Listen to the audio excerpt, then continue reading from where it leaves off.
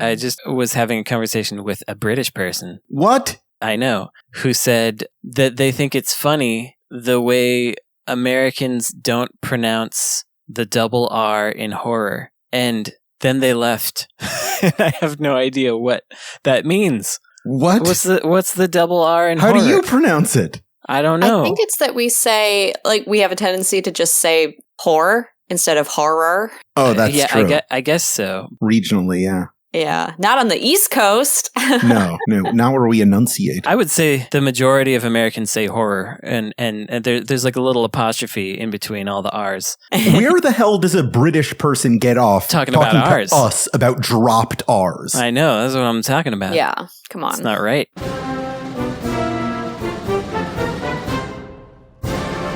I do need capital and votes. Want to know why? I have a dream that one day every person in this nation will control their own destiny. This is episode 346 of Insert Credit, where our Congress is a panel of video game experts, our Bill of Rights is a list of questions I wrote yesterday, and our national anthem is a horrible buzzer. I'm Alex Jaffe, and my favorite US president is William Henry Harrison, because he knew when to leave you wanting more. Oh my.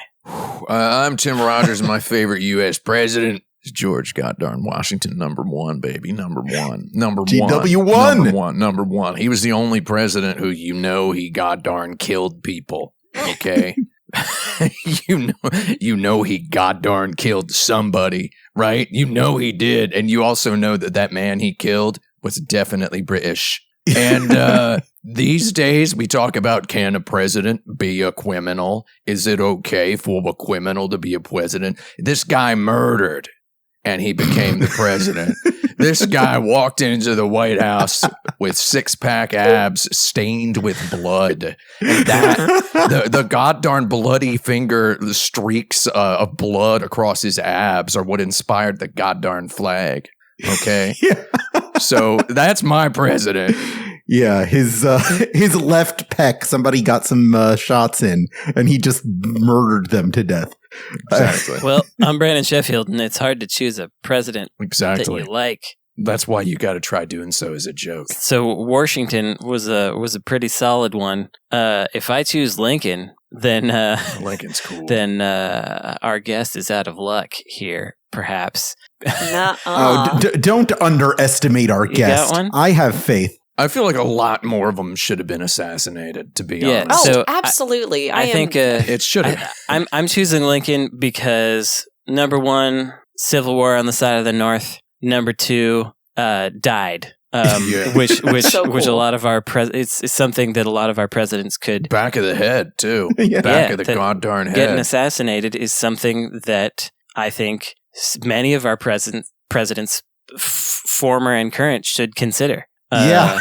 So think about it. Yeah. I'm not going to tell anybody listening to my live streams or podcasts to go out there kill the president. But, if any bus drivers happen to know where he gets his Starbucks or whatever, right?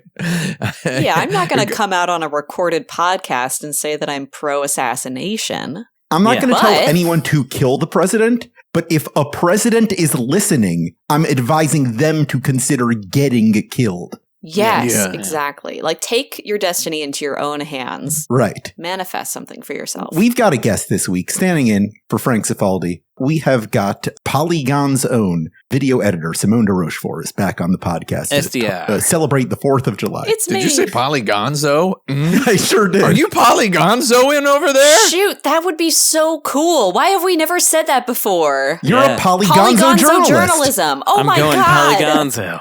Are you Polygonzoing over there? I'm polygonzoing out. You're in the Polygon zone. Pogging out. What? My favorite president, I think, is Richard Nixon because he was really in it for the drama, and I can appreciate that. That's true. And when confronted, he didn't say, I'm not a criminal. He said, I'm not a crook. Yeah, which that's is so cool. Exactly what a criminal would say, right? Like that's the criminal's word for criminal. And he has a very emulatable voice, which is fun. Yeah. If you're a president and you don't have one of those, what'd you even get there for? Yeah, our jowliest president. Don't you get there on purpose to subject the people of the world to broadcasted messages featuring your voice? Isn't that why you get there as the president? I think you're really onto something, because when I think of all the presidents that we have recorded on, have audio recordings of, they do all have a funky way of talking, don't they? They sound nuts as heck, right? Yeah. They sound, if anybody listening to this wants to become the president, first of all, consider KYS. But also, if you want to become the president, maybe, workshop a little voice. Yeah. Adam Sandler used to play NHL 93 on the Sega Genesis while workshopping his Saturday Night Live characters. So maybe put on a hockey game and just start making Little Nicky voices or whatever. And then before you know it, there you are getting accused of being creepily old and basically dead by millions of people from sea to shining sea, right? Even Obama's got a particular cadence that is. He's got that Hawaii accent. That's a good accent. You listen to it and then you're just like, yeah, that's that guy. That's him talking. Yeah. The Chicago Hawaii accent. It's like, it's beautiful. We have no choice but to let him be clear. That's a case of a guy who has he had a really good voice. A lot of these, he did. Which is, can stand in for having a really goofy voice in a pinch, right? Mm-hmm. And it'll do. And a remarkable cadence as well. Yeah. Mm-hmm. About 150 words per minute. About 150 words per minute, I think. It's more than 145, maybe a little slower than 150, something like that. Everyone says I talk slow, and I guess it's true. In the interest of democracy, last week I decided that Brandon was our winner, but I received an outcry of protest from listeners saying Tim deserved the win for that last episode. Yeah, two people mentioned it, so I didn't know anybody actually listened to this show. Much it was because about it. It's your slime thing that you did. Because I talked about killing slimes while denying war crimes. The rhyme should have cinched it for you. The Dragon Quest Broadway musical. So I'm giving you the opportunity to introduce a first topic at the start of the show, Tim, unless you would prefer to defer to Brandon. Well, does Brandon have one? No, I totally forgot. Dane won no opportunity. Should I? Me don't know what to do. Actually, I'm trying workshopping my president voice. I got one actually. If you want it, is it cool? It's kind of cool, but it's more of a topic of discussion than it is a question. Oh, I'll take it. All right. Someone on the Insert Credit forums was talking about getting into HD games after having lapsed for a long time, and the way that they did so was to purchase an Xbox One for like $50 and then go to a used game store and buy a bunch of games from the last 10 years for like $5 each, because nobody wants an Xbox One and nobody wants to buy those games, but like you can get all the stuff basically because the Xbox One still plays everything for a cheap price. So I guess that is my topic of conversation, is the perhaps unsung, not hero, but helpers of the modern era. Obviously, Tim, you would say just get Steam and a computer. But the virtues of coming into a video game years after the fact. Is that what we're talking about? Or to a platform where you can still get all the stuff. It's just like slightly less good. I was kind of thinking about this in terms of like back in the day, we used to have a handheld version of every big game or whatever. And we don't have that. It was always the Chibis version. It was anymore. Yeah, we had the little Chibis version. But now you sort of get that in that, say there's a PS5 version of something, you could get the PS4 version for a lot cheaper. But with the Xbox One, you're getting even deeper into the cheap territory. So you can get all the Yakuzas or whatever, you know? So the question here is, when is it better to get the worse version? Something like that. There wasn't really a question. It's more just something I thought was interesting because I hadn't considered someone in 2024 picking up an Xbox One and a bunch of cheap games that aren't exactly old. Yeah. Because we sort of have we have an unusual period in console life cycles that I don't think has happened before, where we have two consoles from two major platform holders that are basically drafting alongside each other continuously. Like the PS4 and the Xbox One are still totally fine. You could just get almost all the new games on them. Did the forum users say when they had like stopped playing games before picking it up again? It was like Xbox 360 era. Okay, cool. Okay, so they basically missed out on Xbox One era stuff. Mm-hmm. And Series X era. I'm assuming this person is like closer to my age than not. I believe that's the case. It just kind of sounds like, in my opinion, it sounds like they just didn't miss god darn nothing, and they should just get a mister and play Super Nintendo and Sega Genesis games. Maybe they missed Red Dead 2? RD2. I'm looking at Xbox One games, trying to figure out what's going on out there. I do think it's a cool idea, though, and it's great that it is possible to obtain a console that, you know, was just like a generation ago, and physical copies of all those games, and speaks to why physical copies are important. But yeah, that's, I think, not the era that I am looking to explore. I just got one of those little like Anberic like Game Boy things that has like all of the like the NES, the Game Boy Color, the Game Boy Advance on it, and all of those like games from theoretically when I was a kid, but when I didn't have any consoles because I was a kid. Right. I wasn't allowed to buy those. So it's very cool. Yeah, you can like get Final Fantasy 15 on your Xbox One. That's not that old. That's funny. I like that. It's weird. You can't get Halo Infinite, but you can get a lot of other stuff. Like most of their stuff. That's kind of an affront to God, but I love it. It's just on there. Yeah, so you can just go all the way back to the Xbox One that truly nobody wants. Buy it for peanuts and get yourself Which a whole... Xbox One did this guy get? Did he get the big original? Did he get the S or did he get the X? So I feel like they're all probably pretty cheap right now. Wound up getting the X, because it nice. it was $60 instead of $50, I believe. Oh, that actually kind of rules. Yeah, so like, because that's like, it's the best Xbox One, and it's just barely worse. Huh. I mean, it is worse, Yeah. but it's just barely worse, and all the games basically run. It's really weird. Titanfall 2. Titanfall 2. You can still play stuff. Man, I don't want to sound like I'm trying to say that video games, there's not good video games lately, because there's tons of really good, especially indie games lately. But there was a lot of great stuff that came out pre-2020 indie-wise that was all on everything, including the Nintendo Switch. Games like Hollow Knight that came out on the Nintendo Switch ran at a low resolution or whatever. You can get that on your Xbox One X and play it at 4K. And it looks nice. And well, I feel like at least 50% of new AAA video games are still on Xbox One and PS4. Yeah. Like, if you wanted to buy something today, you could buy a slightly worse version of it, and you would not notice, most likely, unless you're like a probably real. Still play Fortnite online on an Xbox One, right? I reckon. I mean, You can't play Overwatch 1. They disconnected that. Yeah, it's dead. Yeah. Looking this up reminded me that Sunset Overdrive exists. Game's all right. One game that was Xbox One exclusive, but now you can play it on the other Xboxes, is Recore. And play that weird, creepy 60 FPS Gears of War 1 remaster. Oh, yeah.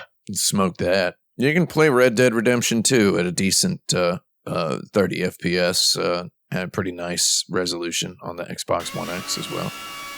I hope that answers your question, random forum user. Since Super Mario Brothers, have we ever come up with anything better than pixelated fireworks to congratulate a player for completing an objective? Ooh, what about Big Loot? Yeah, Big Loot is a hot one. But when you open Big Loot, you kind of get an effect of pixelated fireworks sometimes. There'll be like sparkles and stuff. Yeah. Sometimes it's big old confetti, like a piñata blowing up. Yeah. Which is like the paper version of fireworks. That's true.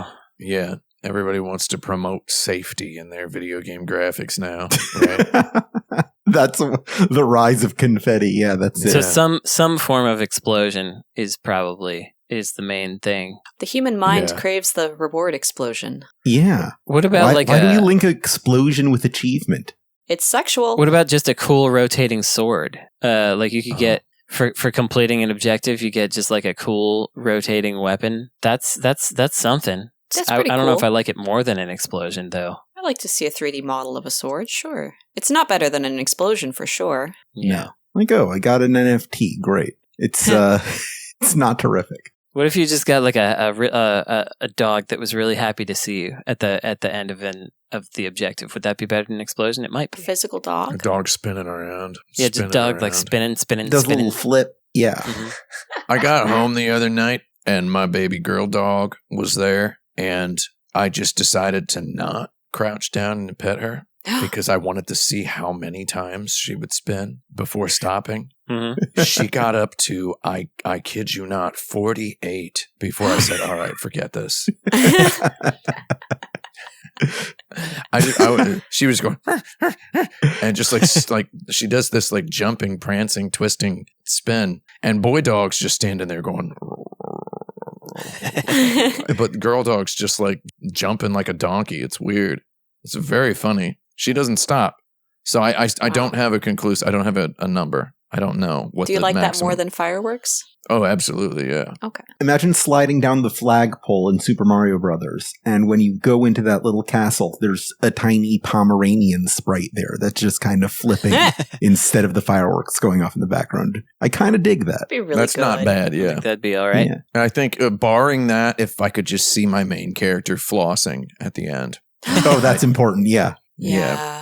Yeah, Fortnite really cracked that. Or dabbing. Or pogging. Or pogging. Pogging out, yeah. What is pogging? Don't do. Oh, no. That's a can of Like worms. visually. Okay, I new think, topic. Let's clear the board. What is fogging? Now we know what pogging is. Is it that? It's when you go, It's that dumb Yeah. face. yeah. The YouTube face. Yeah, it's when you put your eyes really wide, make an O mouth. It's when it's Oh. when you realize that in many, many years you will be canceled and replaced with a lizard. It's the face you make. Okay. It's the face you make when you Yeah. receive the message from the future informing you of Yeah. that. Face of the fleeting nature of fame. Mhm. All right. Yes, Nice. beautiful. I don't know who like 90% of the guys in my Twitch chat are, like the faces of the guys. I don't know who most Oh, of you them know are. 10%? That's really high. I know, I personally know Alex Jabali, who is the Jabated face. But then Okay. again, I think thousands of people personally know that guy. He's that kind of guy. You know, whatever that means. But I personally know and have met that guy many times. I've had breakfast with that man at a Las Vegas buffet. You know, not I don't know, with an emoji superstar, right? One of the most famous emojis. I didn't know he was an emoji. He's Yeah. making a face in the emoji. So now I'm imagining finishing a level in Super Mario Brothers. You hit that flagpole, and then the screen splits so that half of it becomes an extreme close-up of Mario's face as he's pogging while sliding his way down the flagpole. And he says, "Toasty." Yeah, Toasty face is relatively close to pogging face. Yeah. Toasty might be the original pogging, kids. Let me turn my chair backwards. I think I've mentioned this I've mentioned this before on live streams, and I've mentioned this in my Discord, but I'm going to go ahead and mention it out loud in the podcast. I was at a Walmart in New Hampshire, Oh my God. and a young boy with an iPad was sitting in a shopping cart basket, you know, in a place, in its position unapproved, not approved by Walmart staff. They do not approve of you letting your child in the basket. The child yelled over and over and over again, big old iPad Pro in his hands, over and over and over again, yelled, "Mommy, mommy, mommy, mommy, mommy, mommy." And she goes, and she's just completely just zen. And he goes, "Mommy, look, Sonic is pogging." And I've had that just like completely burned in my brain for 4 years now. Mommy, look, Sonic is Sonic pogging. is pogging. Mommy, look, Sonic is pogging. Yeah. Oh But my the emphasis God. on the pogging was so crazy. Sonic is pogging. This kid was like 4 years old. It's like they keep on, it's just like Republicans, right? Yeah. They just keep making new Sonic fans. No offense Yeah. to them. They just keep making them. This is where the Sonic Jesus fan art comes from. They don't know any other things. They know Sonic, they know Jesus. Sonic Yeah. and Big J, JC. You don't want to be one of those older folks who talks about the decline of civilization and things like that. But when you hear Sonic is pogging from a 4-year-old, 4-year-old, yeah. it's a little hard not to for those thoughts will encroach, is all I'm saying. As long as we have Sonic, civilization will endure. Oh, yeah. He's our cornerstone. Yeah. Sonic will outlast video games themselves. He's part of the modern myth. Now, our children would be in grave danger of spontaneous combustion were Sonic to ever pog and floss at the same time. Is that allowed? That child would have turned into confetti. Yeah, I'm worried about the power they potentially wield in this third Sonic movie if they can hold themselves back. Oh, God, no. They got Shadow the Hedgehog in there, right? Yeah, they got Shadow. Yeah. That's going to be cool. Wait, was he watching the Sonic movie? Shadow? No, The kid? The child at the Walmart Does Sonic child. pog in Sonic 2? The Sonic floss in Sonic 2. This was July 2020. Okay. So it was almost exactly 4 years ago. It could have been Sonic Boom. It could have been it could have been Sonic Boom. Could have been a random GIF. He really wanted his mom to see that Sonic was pogging. Yeah. You should have gone over and just peered over his shoulder. You should have been like, now this I gotta see. I mean, I don't have any children, but from what I hear, it's pretty nice.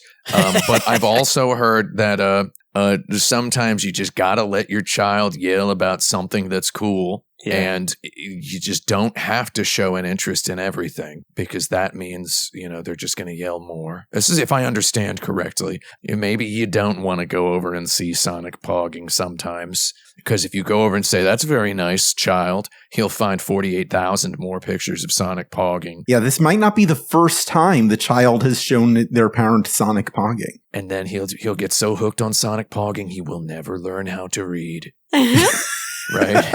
The only letter he'll recognize is O from the shape that Sonic's he'll recognize it. He'll recognize. I'm making the pogging face exclusive to this recording. Backers on the non-platinum tier.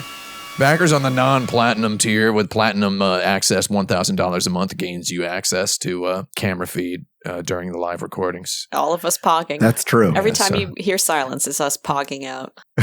Yeah. Anytime someone's not talking on the show, we're just doing a resting pog face. Every time I've ever accidentally pogged and then someone screen capped it and tweeted it at me, I look at it and I think, what a loathsome facial expression. What an absolutely horrible thing for a person to do with their lips. What are some of the most important written documents in video game history? SeanBaby.com. Lord. What a manifesto. I was just looking at SeanBaby.com a couple minutes ago for a reason we need not get into. IGN listicles from the early 2000s. In terms of culture pervasion, that's not a word. Maybe the Time to Create article from Old Man Murray is. Oh yeah. I don't know if it's important, but it's Start to Create. Significant. Yeah, it's pretty good. Time to Start to Create. Yeah.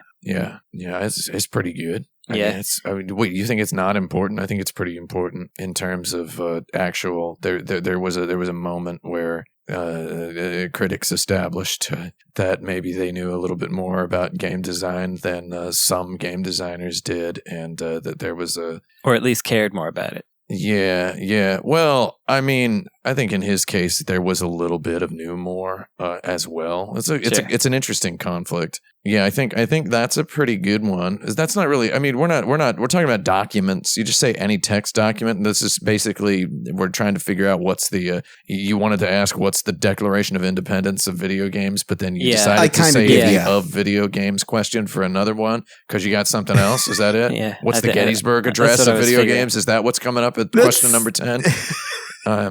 I could host one of these. By the way, that Brandon's question. You're really busting my chops here. I reserve my token. Sure. But anyway, what's the Declaration of Independence of video games? Yeah, because my first instinct was something like the script of the first Dragon Quest, which isn't, but that's not Declaration of Independency. That's just like something that was a prototype for everything else. And it's also words that exist within the game. So that would be something like feels like a speech given on the campaign trail, or a speech given to try to rally the people into fighting in the revolution. Mm-hmm. Whereas the Declaration of Independence is an assertion of one's rights, as it were. We have basically all we have these days that gets anywhere near the power that Thomas Jefferson must have felt, calligraphying out the words "we the people" in extra huge font.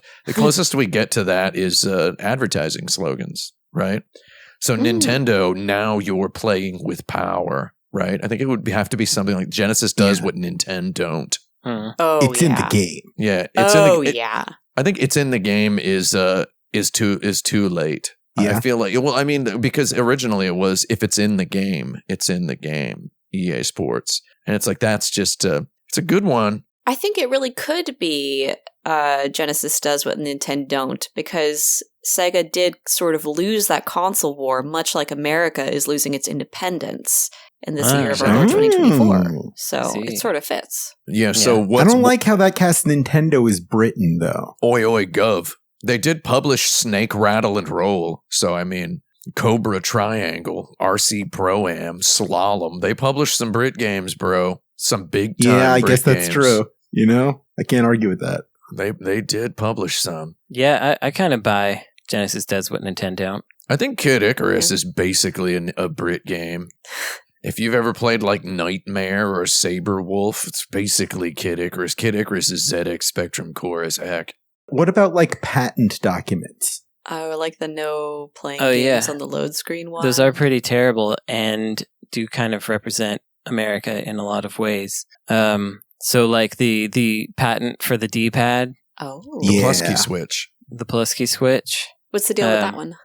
Nintendo has it. They patented the plus D-pad, and that's why, like, for example, the Genesis one is a disc, and I did not know that. Wow, that's so stupid. PlayStation has the middle gone from it. The D-pad feels like dog bonkers on every non-Nintendo console because of that patent. Yeah. The PlayStation has they're like legally required to refer to their D-pad as the directional buttons. That's their naming convention for it that they use to this day. They call the D-pad the directional buttons. You know someone is a narc or a paid shill if in their YouTube video they refer to the PlayStation controller's D-pad as the directional buttons. Yeah, because I only know this because I had to legally call them the directional buttons as an employee of Sony for several years. Wow. I had to. They forced us to do it. I had a friend who worked in the naming conventions and standards department, and she was very militant about this. Like she would make sure that me and my friends, when we were talking about PlayStation games, she'd be like, "Did you just say D-pad? What did you say? What did you say?" This sounds like I'm making some sort of absurd joke, but she did actually do this. Like at lunch, she would be like, "Are you talking about the D-pad? Did you just say the what did you say?" And it's like, ah, man, come on. So did I hallucinate this, or did Nintendo acquiesce on the Wiimote idea? Because for a long time they were like, do not call it that. But then I feel like they kind of adopted it. Did they? Because I know that, brands are, especially J brands, are pretty big on loyalty to naming conventions and terminologies. It could have just been Nintendo of America, but let me see. NOA might have done I'm Googling Wiimote official name right now. They might. Wow. They might have got chewed out a bit by Nintendo of Japan and then kept doing it. Actually, no, I don't think Nintendo of America would stand up to a single chewing out. I swear I saw it on an official communication somewhere, but maybe I made that up. All right, what do we got? Did you find it? It's the Wii Remote. It is the Wii Remote? Okay, so they have never called it Wiimote, or at least they don't. Wow. I don't know if they've never called it Wiimote, but the official name is actually not the Wiimote, so... I haven't dialed up Twitter.com in like 6 days, but we're doing it. We're going to look up Nintendo of America, and we're going to have the word Wiimote in quotation marks. Yeah, so I knew Wii Remote was the official thing, but I thought there was a point at which they acquiesced and said Wiimote. I wonder if it was like Reggie said Wiimote aloud. Reggie might have done it. Let me see. I feel like I've been living in a Bernstein Bears parallel universe because I've never called it the Wii Remote. You've always called it the Wiimote. Yeah, I'm pretty sure. We were calling it the Wiimote since like Yeah. Twilight Princess. where I'm from. I've been calling it the Wii Troller. Which is Sony headquarters. We were calling it that. I got a Kotaku article here with Reggie saying Wiimote. Where someone asked what was the most significant innovation in gaming in the last decade, and he said it's got to be the Wiimote. The Wiimote introduced a completely new style. Blah blah. I guarantee you, he got chewed the heck out for that. Probably. Like even Reggie, I don't even think Reggie had chew out immunity. That's probably why he quit. They pushed him out for saying Wiimote. He pounded his hands on his desk. You ever see that interview with Pedro Pascal where he accidentally calls Grogu Baby Yoda and he gets such fear in his eyes? Yeah, and he immediately goes, oh man, they're going to get mad at me for saying that. And then all the people are like, ha, ha, ha, ha, ha, ha. And then he's like, I mean, no, they really are. And it's like, oh, wow. First of all, what a dude, that guy. And second of all, lol. Who's watching that Gladiator 2 in theaters this Thanksgiving? Me. The color grading is going to suck. What, is he in that? Yeah, he's in there. He's all the way in there. Yeah, he's the gladiolorian. I think they got his whole person in there. He's in there. All right. I'm talking, that's a reference to the fact that his face isn't covered with a thing. Yeah. His whole body is in there. All right. Next question. If the Republic of Gamers, as it says on my monitor, was a real place, what would its penal system be like? Oh, God. You got to play Superman 64 is what they call hard time. Is if you commit murder, you're doomed to execution by too much Superman 64. That's your execution. I think you have to grind like V-Bucks for someone else on someone else's Fortnite account. That's like the typical job that the typical person has is grinding. That's the stamping of license plates. Yeah. You have to put in all the hours, but not for your own gain. Right. Not to buy your own cosmetics. You there, young prisoner, complete my battle pass, is what the guy would say to you. Exactly. And you're locked out of all of the dancing emotes. You have to use the basic skins. Unlock flossing for Baby Yoda for me now. Unlock flossing Baby Yoda and pogging Sonic for me by tomorrow, or die. Or I'll have your head. And I'll eat it. I was going to say, you can't leave solitary confinement until you can beat the stupid tube level in Battletoads. Battletoads? Yeah. The turbo tunnel. And you don't get any food or water until you're just getting hungry and more dead. They don't call it solitary. Solitary confinement is called the turbo tunnel, and it is a wind tunnel where they're just blasting wind at you, and you have to play. Put him in the turbo tunnel. And you have to play Battletoads. That's what I call Battletoads. 3 shots and you go in the turbo tunnel. I purposely broke my brain into calling it Battletoads like 30 years ago. I can't stop. You got to play Battletoads in a wind tunnel with no save states. No. And it's called the turbo tunnel. Lord. That's right. And as soon as you get to the end, a number just increments in the lower left corner of the screen, like 1, and then you have to do the whole thing over again. And that's all. You don't get to even play the fun levels of Battletoads, which interestingly don't exist. Because British people made the whole thing. In movies about it, you get people saying, I can't go back there. Can't go back to the turbo tunnel. Not again. Yeah. That's when they plan their escape. Can't go back to the turbo tunnel, man. Yeah, but interestingly, you can escape by hiding under a big paper box, cardboard box, and moving very slowly and slightly. That is a way that you can escape from the... Yeah, that's a real loophole in the system they really gotta... Really got to crack down on. Yeah. Mm-hmm. It's the legally sanctioned way to escape from prison. Mm-hmm. Right. They can't do anything. Your Honor, my client was in a box. Or you can just pretend to be dead and you lie on the floor in the middle of the cell and wait for the guy to come in because he thinks you're dead. Yeah. That's another way to get out. They're actually legally required if you don't say anything while lying on the ground for more than 30 seconds. They're just kind of required to let you out. Also, there's lots and lots of loose bricks in every cell. So true. Yeah. And there's also a rug with just a trap door underneath it in every cell as well. If you can manage to grow a mustache, you can get out through the sewer pipes. Yeah. Yeah. There's no cafeteria. You just got to punch a chicken out of the wall.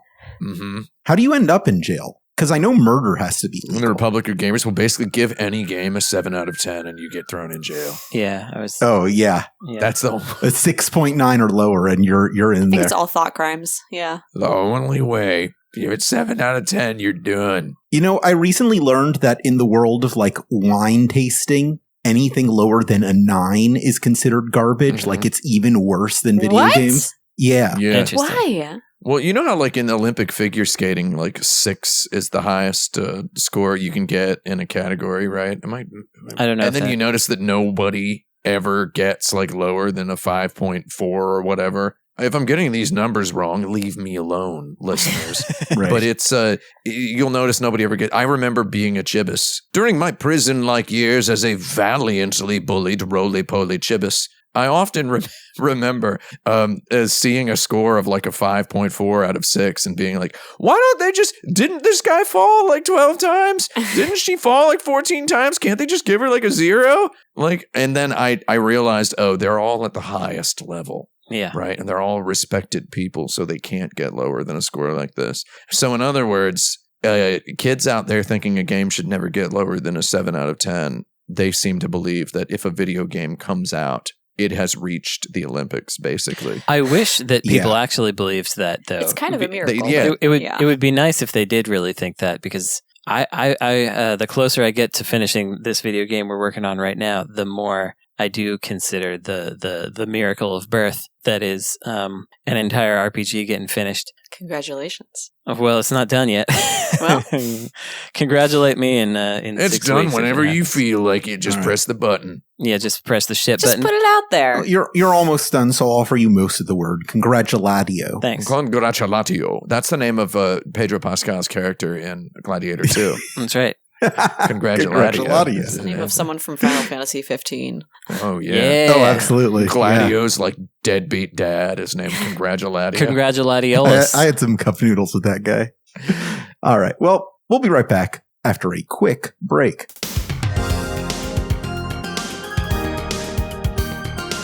The following ad supports the Insert Credit podcast, but is not necessarily endorsed by its individual members.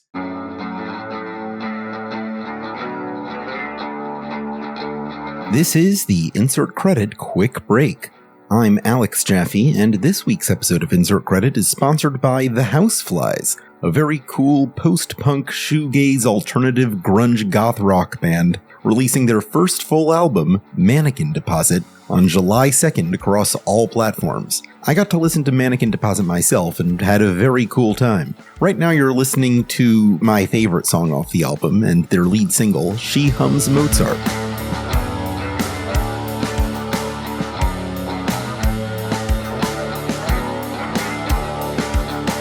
Mannequin Deposit will also be available for download or on vinyl at wilhelmsons.com. Check out She Hums Mozart, Mannequin Deposit, or even the Houseflies 2022 EP Glimmer as soon as you're done listening to this episode. In fact, pause the episode, do that now, and chill out with the Houseflies as our musical interlude before we bring you back to the dirtbag. Get buggin'.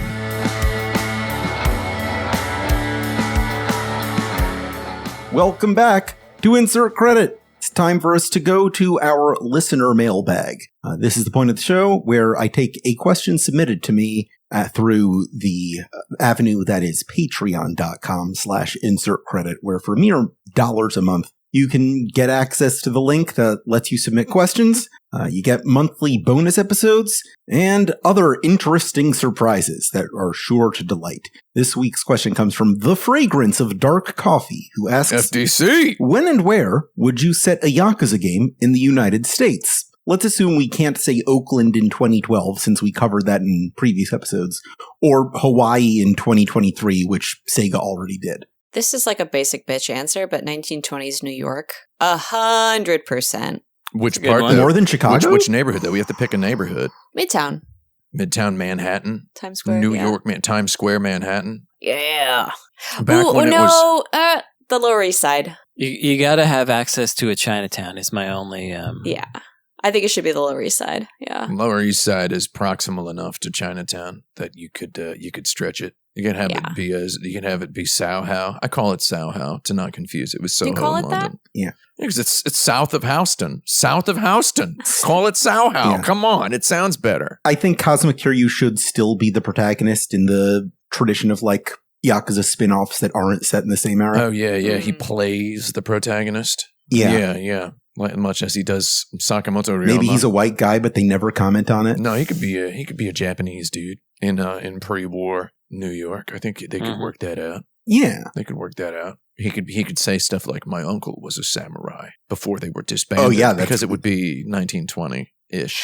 That's right? good. I'm remembering now, actually, it does make sense because in some of Hemingway's letters, or like in a Movable Feast, he's writing about these Japanese businessmen who are friends with Ezra Pound. And he's like, God, they're so cool. Look at these cool guys with their long hair who are in Paris in the 1920s. So I could see what about an Paris enterprising 1920s? Japanese businessman such as Kiryu coming to New York in the 1920s. You can't do Paris in the 1920s because the question is, Brandon, the question America. is America. Yeah, Yes. I forgot about that. But Right. because it happened in Paris, I could see it Paris, happening Texas. here. Yeah. Because it happened in Paris, I believe it was also happening in New York. It has Exactly. To, it has to have been. And they used to Right. do like tours, like wealthy New Yorkers, or like not just New Yorkers, like wealthy people would be given like tours of the New York City slums in the 1920s. They'd just like go around and, you'd point at all the like drug dens and tenements and be like, look, here's how people live. There's just a lot of weird stuff happening back then. So. I could see a sort of a Yakuza game set in 1970s Times Square as a thing. Oh, that'd be so cool! I could see that 100%, but I could also see, I really do. Kiryu's already a taxi driver. Yeah, exactly. I really do think Let's forget about that sort of 1920s, maybe even late 1910s, or, I'm post World War I, Lower East Side, 5 Points area. If you've ever read the book, The Gangs of New York, or seen the film Gangs of New York, there's 5 points, the 5 landmarks, roughly in Tribeca, Soho, Chinatown, Lower East Side, like that whole area, I think is rife. If you've ever walked around Chinatown in New York, Manhattan, which I think a few of us on this podcast right now have, there's a lot of those old historical weird areas, and then it would be fun to just see that in the 1920s. I think would be pretty good. I'm going to make a little side bid. I do think yours is probably the better answer, but I think there's a solid case to be made for a Yakuza set in Las Vegas, maybe in the 50s-ish. Oh, yes! Yeah. I think Las Vegas in the Howard Hughes era. Mm-hmm. Yeah. There's just a lot of natural fitting stuff there. Rat Pack era Las Vegas? Yeah, 1,000%. When they all have their like casino residencies and the casinos are all owned by mobsters, like 40s, 50s. Kiryu can play a guy who is going to go kill this Frank Sinatra style singer dude who got his grandpa interred in a camp during World War II where he died. Or something like that. You make it about extra dark. Yeah, dude. This is making me wonder if like GTA is America's Yakuza. Oh yeah. Well, when the first Ryuga Gotoku game came out in Japan, Western critics almost universally referred to it as Japanese GTA. Wow. Which ended up kind of destroying its reception when it was eventually released because so many Chibises purchased the game and were like, why can't I steal a car? And why can't I steal no cars? It did that in the opposite direction for me, where I also heard it called that and I didn't want to play it because I was like, I don't need that. Here's the big brain option is I knew that people who worked on Shenmue had worked on it, and I like GTA games, and I was fine with whatever they did, and they're my favorite games even today. Thank you. I'd like to make a proposal of 1933 Chicago. Oh. Yes. You've got the end of the Prohibition, you got the World's Fair, and you got like a serial killer who can be a boss with 8 health bars. Yeah, there's not enough neon in there for me, but it's okay. They were crazy about neon in the 1930s. I don't really acknowledge anything outside of the coasts of America, as you may know. Right. Coastal You are a coastal elite. Where's Las Vegas, by the way? It's close. It's real close to the west. It's like you drive a little bit and you get Everything's close to the west in an airplane, man. there. Yeah. I think there's already Fallout New Vegas though, so it's like, do you really need too much more Vegas? And also, I do. Yeah, I mean it is true. If you make it a goddamn Frank Sinatra is the bad guy, or a guy based closely on Frank Sinatra who's a singer who's also an organized criminal. Who's also a gambling cheat or whatever. I think you can have a lot of colorful characters. That's a tasty one. But also, I wanted to point out, because someone's going to tell you this, Jaffe, the World's Fair in Chicago, from the book Devil in the White City, which famously has the serial killer in it, that was the 1893 World's Fair, not the... yeah, that's what I meant. Yeah, so if you want to do 1890s Chicago, that gets a little different, but that's also that's a similarly fascinating setting. But that might be just like a different... I think you might want to make an immersive sim. You might want to call Ken Levine up for that one. Because that guy knows what he's doing. I'm also I just need to point out for Vegas that the entirety of Nevada is to the west of the easternmost point of California. Yeah. Just to say. It's a notch. It's a notch in California. There's a notch in California that goes east of the whole state of Nevada. Are you okay? So you're saying Las Vegas is Nevada, or Las Vegas is California on a technicality? I'm saying that Las Vegas is west on a technicality, since California is unequivocally west. I feel like you said the words coast to me. This is getting to be a certain sort of thing. It's true. I just want to, first of all, we need to pause for a moment. I would like to implore the listeners, give me no guff about this. I didn't goddarn say it. I also think maybe Brandon could check out some of the other states, because I've been all around the world. Well, I was mostly making a joke. I know you were, but people don't know that, Carl. I've been goddarn everywhere, and let me tell you something. The middle of the country is the real America. No offense. I live in New York, Manhattan on purpose. I've lived in California. The middle of the country is the real place. Like, no offense to the other places. We don't have time to get into this, but I believe that. That's why I don't live there. Yeah. Well, I mean, there's nothing wrong with. I don't need no real America. Give me the fake stuff. Ain't you ever heard of no amber waves of green? Why not put yourself into a community where your vote matters a little bit more? Like, et cetera, et cetera. I don't know, man. Who cares? Who cares? That's a good segue into my next question. Cares? Is democracy good for video games? What has democracy done historically for video games? ESRB. Oh yeah, ESRB. Yeah, I guess. Well, I think it's good for video games because they don't get just straight banned. There's a process involved before the banning and before the way and there's a process for the ways in which they are limited or exalted or whatever. So I'd say overall democracy is good for video games, because in China, of course, it's kind of top down in terms of what video games can come out, and nobody has a say in that. And that's but I don't know. I thought we were talking more about the concept of democracy, like how the people yelled until they changed the ending of Mass Effect 3, like things like that. Oh, that kind. Yeah, that's what I'm thinking about. Well, that too. kind of democracy is maybe not that good. Turns out the people don't understand. No. But they added back the vagina bones to Stellar Blade, so... VBs! That's true. Oh, did they? Wait, did they? I thought they had. Vagina bones. Imagine caring about that game, like, at all. That would be so weird. Could you, like, it'd be so weird to, like, think about that game. That's it. Right? Yeah, let's all just think about Stellar Blade for a second right now. I'm pogging. Yeah. Imagine pogging while thinking about that game. Oh my god. Mommy, Stellar Blade is pogging. I can imagine no more lugubrious an occasion for pogging than whilst considering Stellar Blade. Let me tell you. That would be my last pog. I'd cold turkey on pogging after that. But yeah, if review bombing is the idea of democracy that we're talking about, then I'm not as on board. Yeah, with that's that. part of it. What is activism if not review bombing the world, though? Yeah. Right. So true. A lot of times you're just inertly screaming upon deaf ears. Yeah. Right. In this Leaving world. negative reviews upon deaf ears. Yeah. Like basically the guys in charge can't read. So that all your negative, they can't read numbers even. They didn't even get that far in grade school. I'm talking about rich people here. Rich people can't read. We know this. They were busy developing their unique voices. Mm-hmm. They can. Right. They're developing their. Oh, I'm gonna talk in like this, right? It's like what this guy's like. His mom is like, "What's wrong with you, Johnny? Stop that!" Oh, mom, I'm gonna talk like this, and I'm gonna be the president. Like, oh, you're nuts, Johnny. What's wrong with you? Eat your oatmeal, right?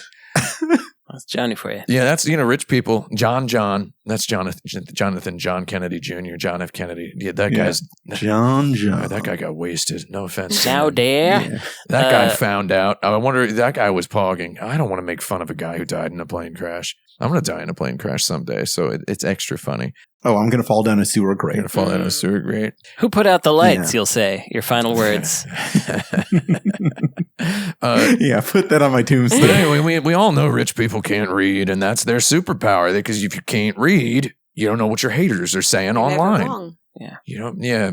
A broken clock is right twice a day. A rich boy who can't read is always right about his online haters, right? Mhm. So that's a superpower. That's democracy, Carl. Yeah, I guess review bombing is in the situation of that thing that people say and don't mean, where they're like, I don't agree with what you say, but I'll defend to the death your right to say it.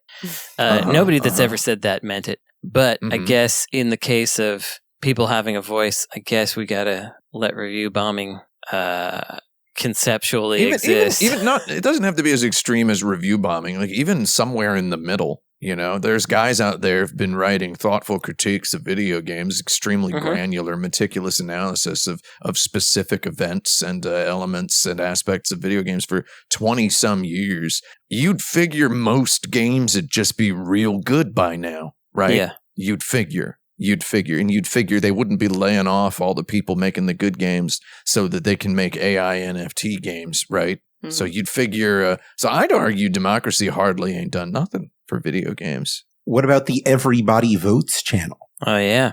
Well, they closed it down, so... Voting on what the next Splatoon Splatathon is that another democracy in video games? Did you like how I referenced Splatoon? The one guy who messaged me 4 days ago asking why I never talk about Splatoon on the Insert Credit podcast. In Australia, you think they call it Splatoon? Oi. Because Splatoon. They say tattoo. Tattoo. I know in the UK they say Splatoon. Splatoon. You play that Splatoon? I feel like they would say Splatoon in Australia. Splatoon is like the worst video game name that's also really clever. Yeah. Isn't that neat? Yeah. It's got an onomatopoeia in there. It's got the word platoon in there. You think about Vietnam. You also think about like comic books. And splatting. Yeah. Here's a question for you. What is the most American video game? Mommy Sonic is splatting. Is most American video game. Sonic 2006. Where Sonic marries a child, and then they have a hedgehog human hybrid child after that. Right. What? And then Sonic holds up a document showing that this happened in a state where the age of consent is 16, right. So it's okay. Yeah. That's the most American video game. Yeah. Sonic 2006. I don't know. It's probably a GTA, even though it's not made in America. Those games are Scottish, mate. I know, but they are. To me, they're very... Yeah, what's more American than a game not made in America? Yeah, Pizza is the ultimate American food. I think, hamburgers. What about burger? Those are made in Hamburger. Berg boys. Yeah, those are made in Those Hamburg. are made in You Hamburg. a burger boy or a pizza baby? No, we invented burger. Absolutely. That's our thing. American hamburger is, in fact, a thing. The Hamburg version is not different. quite this. It's a hamburger sandwich is actually what you're supposed to, the original phrase for it. Whoa. Yeah. Because it's a Hamburg steak on a bread. If you've ever been a person who looks like an American in Japan and do you had like someone hamburger, point yeah. at you and say, America, hamburger, Yeah. then you know hamburger is the... I think God, they're so saturated with tourists and working holiday Yeah, you don't get that goers now that I don't believe it happens anymore. No, or at least it's over. not at the volume it did before. But I think if you would go be into asked- deep into the boonies, you can get it. I would be asked, do you like hamburger like 4 times a day for 10 years? Yeah. So I've had a lot of time to think about this question, and I still don't know, really. I still haven't decided Do I like how I hamburger? feel about hamburger. Do you like hamburger? Old man asks me, and I'm like, oh, shall I indulge this elderly individual? Old woman asks me, shall I indulge this elderly individual? With my answer of, I don't know. A group of like 12 schoolgirls giggle, and one of them runs over and asks if I like hamburger.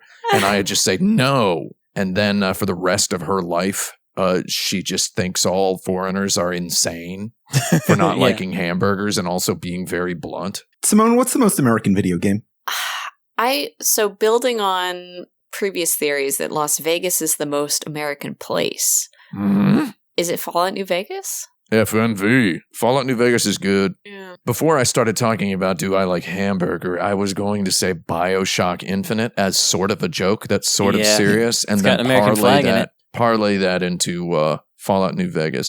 Well, I mean, think with the misunderstanding of history, it works pretty well. BioShock Infinite absolutely does work very well for encompassing lots and lots of different flavors of Americanism. As I have observed earlier in this very episode of this podcast, the middle of the country is most of the country. It's the real place. So in order to define the real America on balance, we'd have to take into account all of those wrong-headed ideas and such swirling around in a... There was a time when everyone thought BioShock Infinite was a really good idea, and it got, I believe, a 10 in reviews from Polygon.com. And as the years have gone on and America has matured, we've realized that perhaps it wasn't such a good idea after all.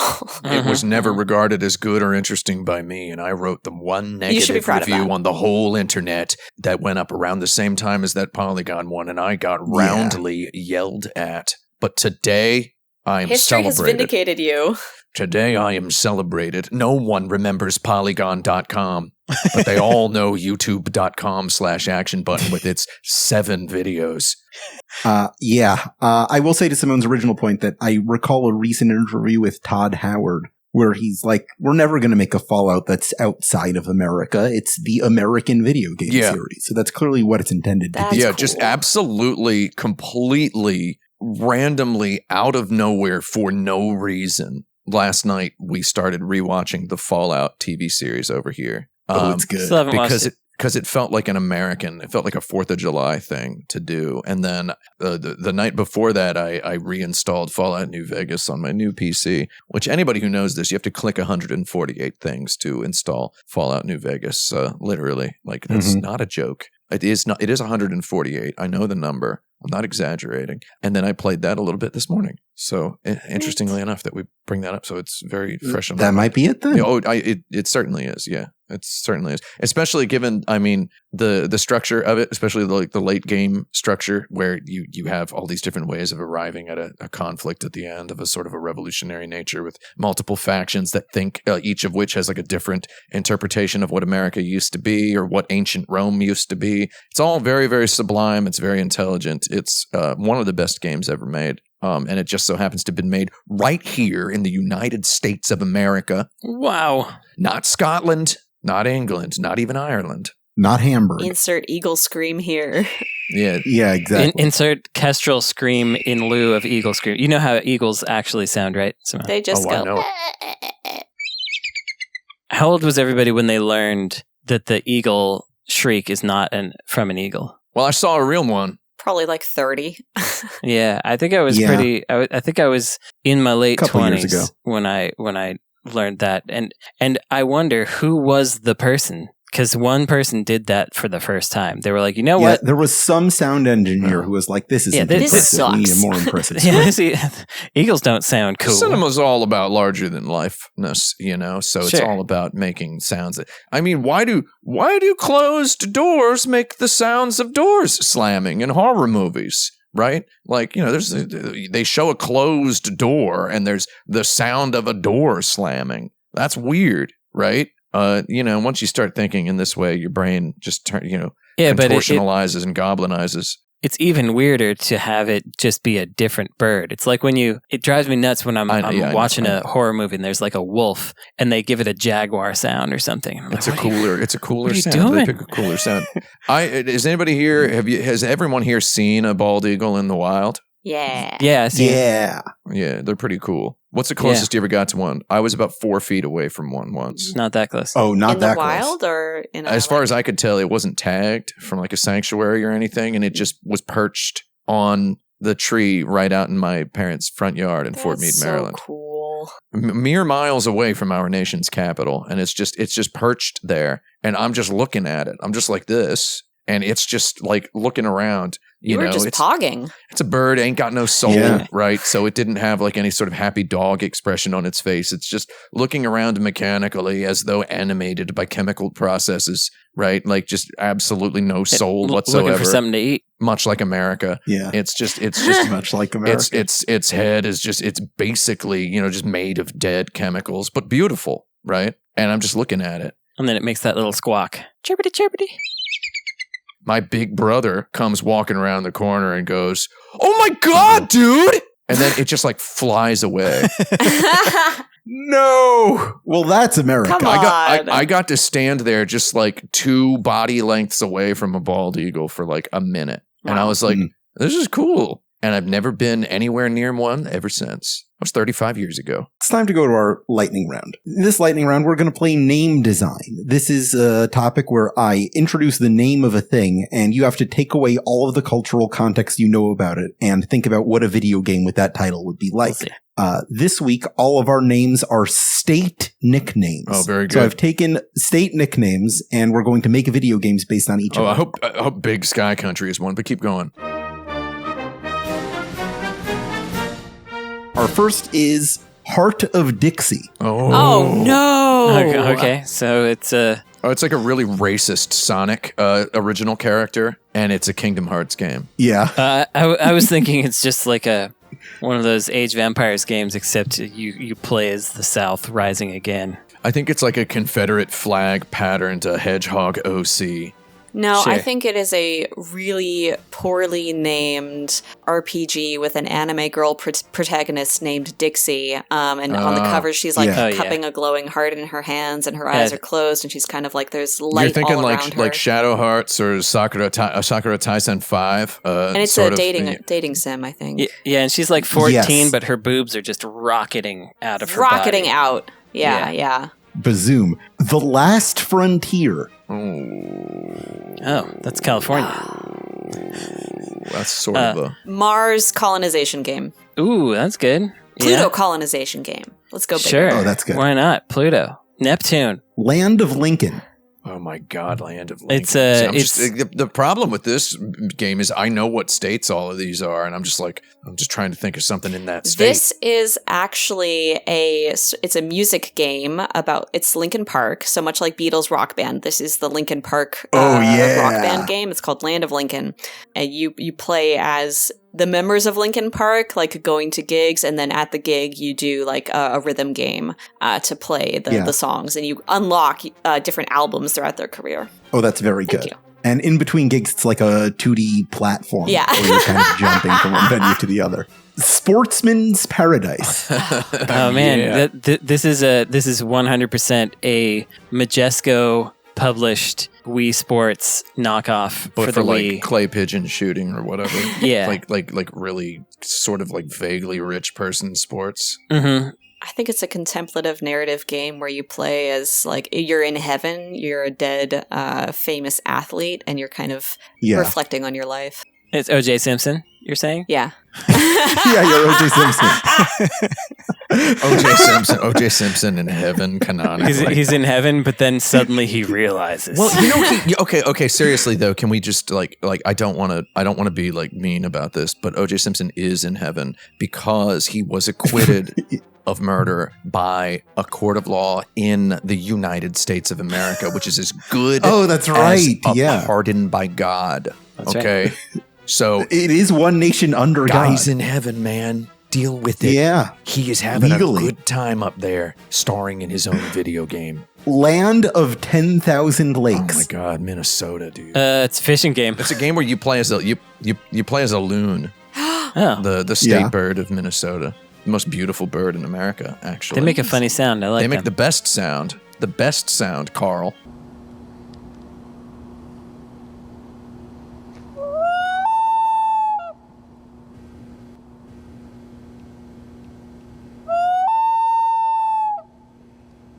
If you've ever heard them, just a hyena-izing all over the place late of a night, it's beautiful. It really reminds me of my Minnesota home when I recall the sound of a loon. I'm not from Minnesota, though. I think it's a fishing game, and but it's like a procedural. It's like the No Man's Sky of fishing. So you Oh. yes. yeah, you can. I like that You can a just lot. fish in all kinds of different biomes and locales and pond sizes and lake sizes and whatever, and you just go around and you're like, oh, look at this lake. Oh, I wonder what's in I here. think it could be a contemplative adventure game where you're a detective trying to solve a murder in Minneapolis, Minnesota of the 1940s or something. I don't know. Could be something like that. I don't know. Be fine with it.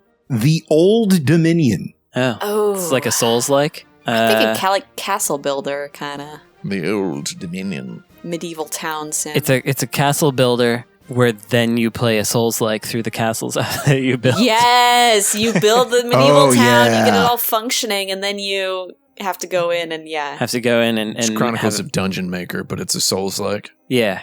Yeah, I like that. Chronicles of Dungeon Maker is so good, dude. The Licentious Republic. Hey, what? The licentious The Republic. Licentious Republic. Which state is that? Ooh. Everybody guess. I have no idea. I got no clue. Is that here in God's America? Yeah. It's not like Canada or something? No, there is a state that is called the Licentious Oh, Republic. is it Rhode Island? It is Rhode Island. Oh. Rhode Island. Wow. Huh. It doesn't make any sense. I'm going to admit something here. I don't know what licentious means. Licentious. So I'm going to look it up. It's like lewd. yeah. Like lascivious? That's what I thought it meant. Lascivious? Promiscuous is. and Yeah. unprincipled in sexual matters. Well, look at that. Yeah. What? Yeah. Licentious. Rhode Island is the sexy state. It's a I sort guess. of it's just a sort of a rebellious name that they gave unto their colony. Hot. We're sex havers is basically what Yeah. The Licentious Republic. Oh God, that's got to be some kind of. Oh, you know what it is? You know those like Chinese mobile games where you're like in the emperor's harem. Oh, yeah. Oh. I think it's one of those, but maybe you're like playing as the emperor and building your licentious Yeah. republic. I guess it wouldn't be a republic if you're an emperor, but you know, whatever. Right. And occasionally you can you can pull some pins to release Release the some magma. magma to turn into rock and some water so your guy can get to a treasure. But I was thinking about Leisure Suit Larry in the Licentious Republic. a licentious suit, Larry. He'd love it. He'd love it there. Yeah. He'd love it there. That Larry is a little too licentious. A little too leisurely, too. Almost Heaven. Ooh, Oh, West wow. Virginia. O.J. Simpson. O.J. Simpson. No, again, it's not almost heaven. He's in heaven. He's all the way in there. It's not just a pinky toe. Almost Heaven would be one of those Bioshock likes where it's Yeah. there's like Is this the game Kanye West made about his mom? there's like a Yes. big twist, but you know the big twist from the first 30 seconds of the first cutscene. Yeah. Yeah, the child is dead all along, sort of thing. Yeah, I'm getting like road tripping bank robbery game from Almost Heaven. Okay. Yeah. Driving across America, One last job. Mm-hmm. Mhm. real America. I can see it. Yeah. You're trying to do the one last score, which will Yeah. get you to your version. You're gonna go live in Heaven, Massachusetts, or somewhere. I don't know. Yeah. Forever West. Ooh. Oh God. I feel like that's a game already. Yeah. Yeah. It's just like a knockoff pirate cart game of American Tale 2 5 Wait, this is Kanye West's game. Yeah, that's it. Oh, I was thinking Adam West. Ooh. Love that guy. Oh, Adam Uh, West well- Batman. Yeah, just having to do convention after convention as Batman. So here's yeah. here's what I think it is. Sony sees Halo Infinite and they're like, God, we got to do something that we could keep alive forever, just like that. Well, we got this Horizon, whatever, Forbidden Horizon West Forbidden game. West, yeah. Let's make a game called Forever West, with just like Halo Infinite, and it'll be the best, just like Halo Infinite. Horizon Forever West. West is the best. Yeah, Horizon Forever West. And it stars Kevin Costner. Yeah. I've got one last late minute addition yeah, here. oh, yeah. Big Sky Country. Big Sky Country, dude. Wow. The best state nickname. It is a good one. Does everybody know what state that is? Montana, baby. It's Montana. Montana. That's one. Does everybody know that one, right? Yeah. I think everybody that's knows. the one that people know. It's the best. It's the best one. I think that's the only thing I know about Montana is that it's called Big Sky Country. Well, if you ever been there, you'd know why they call it. There's about 500-600 people that live there. Oh, there's more than that. But if you've ever been through there, you'll know why they call it that, dude. Because the sky's real big. it's got a big sky. Brandon real can't big. go there. I'm not allowed to go there. Wait, aren't you allowed to go there? Because it's not on the coasts. Weed's not legal there. Is that why?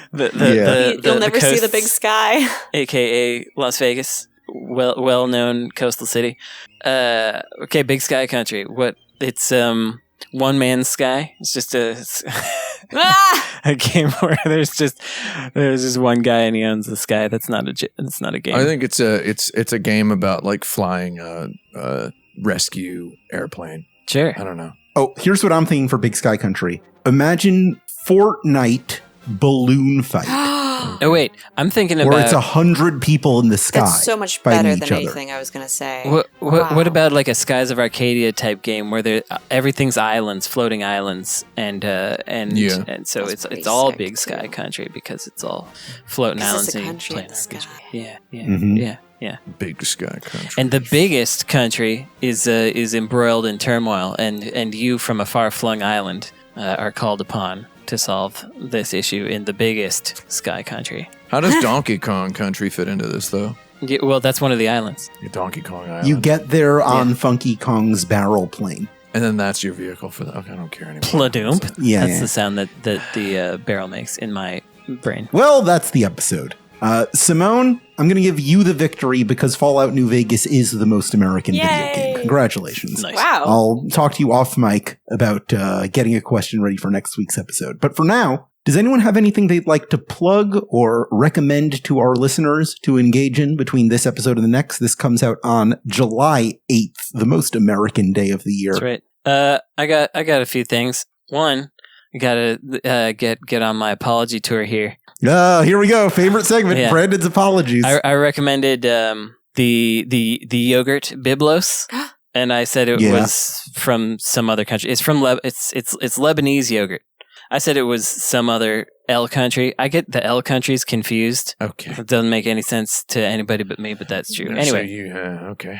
Yep. Yeah, I confused. Just file them together. Confused my L countries. One little recommend is check out the Homebrew Games Summer Showcase 2024. That's something that I should have mentioned quite a while ago, but every year some folks get together and make a summer showcase of all of the upcoming new games for old consoles. So like your NES, your Game Gear, your Genesis, your Super Nintendo. There's a neat looking Virtual Boy game. Check it out. That's kind of fun to see just what kind of basically what homebrew games people are working on for home consoles. One more thing, maybe you all knew this already, but did you know they have you can watch television on your TV now? Do you know about this? What? That's right. What are you telling me right now? I didn't. As soon as HD televisions existed, also basically as soon as I left my mom's house, I disengaged from broadcast television entirely. I didn't look at it because, who needs it? But in the intervening 25 years or whatever, TV's gotten real weird. And now it's basically like basic cable. It's like the early 90s days of cable. There's like a channel that just shows sci-fi shows. There's a channel that just shows westerns. There's a movies channel. As of June, there's now a cartoon channel that shows Hanna-Barbera cartoons. It's basically the early stages of Cartoon Network. Also, there you can watch NHK World Japan, which is an 24-hour, no commercials, English language, Japanese broadcasting. I learned about like sustainable clothing manufacturing and a guy who made a biodegradable polymer I don't know. It's like I'm watching TV again because it's weird and it's kind of neat. So you can just, for your TV, you can buy a $20 like antenna thing, plug it into the back of your TV, put it up as high in your house as you can get, and you can watch weird stuff on your television. I never thought I'd see the day, but I'm watching the TV on my television. So I just thought I'd let people know about that in case they didn't know about it. You could watch it for free. There's 5 Vietnamese channels. There's 4 Korean channels. There's like 7 Chinese channels. At least in a major metropolitan area, you're going to get that kind of stuff. There's 120 something channels that I have access to here in Oakland. Pretty neat, pretty weird. So that's my recommendation for you. Check out TV. Go watch TV. Yeah. Yeah. And specifically, if you can find it, I don't know if it's on VOD or something, but the NHK World Japan program, Rags to Riches, which is about sustainable fashion, is super interesting. Super interesting. Check that one out. The end. That's what I got. Who else has got something? I work for a gaming website that has a YouTube channel. Oh, that's good. It's called Polygon, and we make videos, and we put them on youtube.com/Polygon. And my next one, it's not going to be up when this episode comes out, but I think it'll be up not long after, is about how apparently I've been playing Elden Ring wrong for 2 years. Oh, no. 2 years. Do you make the pog face during the video? Do you I pog? might. I haven't shot it yet. Maybe I Oh. should. Do you want me to pog? Do you have any videos for freaks and weirdos who don't play modern video games? Videos for freaks and weirdos who don't play modern video games? Undoubtedly. Yeah. I made a video about copyright law. Okay, that's a Neat. good one.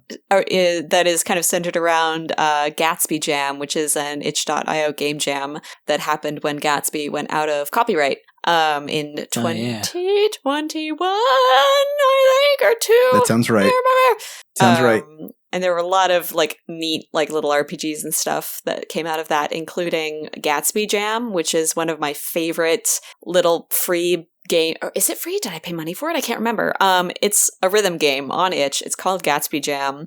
It is set to the game creator reading a passage of The Great Gatsby, and you have to control the eyes and mouth of Dr. T.J. Eckelberg as the notes come down. Ooh. It's so freaking cool. It's good. And honestly, it's moving. Yeah, this is the kind of stuff I'm talking about. You got to check that out. Freaks and weirdos. T.J. Eckelberg, huh? You know, he's based on the Moscot sign. I didn't know that. Moscot Opticians in New I York. thought he was based on Sonic. Sonic the Hedgehog. That's Dr. Eggman. Yeah. Some call T.J. Eckelberg the original Pogger. No, he was just eyes, man. Come on. Yeah. Pogging requires a goddamn mouth. A full mouth. Is there a smizing equivalent to pogging? You're just pogging with your eyes? No, I Smogging. don't think you can do it. I'm getting gravely serious here. I find this very offensive, you would ask. Everybody knows the pogging requires a mouth, Charles. I'm looking at everybody open their eyes real big. Doesn't work. In an attempt. That's what we're doing. Yeah. Doesn't work. You know what you No. can do with eyes is you can narrow them. Yeah, you narrow them. Whoa. That's an anti-pog gesture, however. Mm-hmm. Yeah. One can't quite pog. That's with just how a we pair do of it eyes. in the American West. We narrow our eyes, and we ask whether punks feel lucky. If you find yourself narrowing your eyes a little bit too often, consider buying sunglasses for God's sake. That's a good recommendation. Yeah, I wear those every day. It's not my official recommendation, but Do you have an official recommendation? seeing as it's literally my job to describe the aspects of what I like. Are you asking me to do work for free? Because I don't recommend doing work for free. I don't recommend. All right. I don't recommend doing work for free. Okay. But if you do have to do work for free, make sure you have a really funny reason that has just a really delayed punchline that nobody's ever going to see coming. So, Oh. All right. I'll keep that in my back pocket. Save that for your tapes. I have got a recommendation of my own, and this is what it is. I would like to recommend, if you enjoyed this episode of Insert Credit, or any episode, please rate and review our show on iTunes, on Spotify, on archive.org, wherever you can get it. You could also support us on patreon.com/insertcredit to pay most of the people involved in production of this show. If you'd like to sponsor our show with an advertisement or personal message, you could do that by contacting us at show@insertcredit.com. You could also join our community at forums.insertcredit.com or find us on youtube.com/insertcreditshow. This episode is edited by Esper Quinn with music by Kurt Feldman and John Philip Sousa. I'm Alex Jaffe. I'm Tim Rogers. I'm Brandon Sheffield. And I'm Simone de Rochefort. And look, Mommy, Sonic is pogging!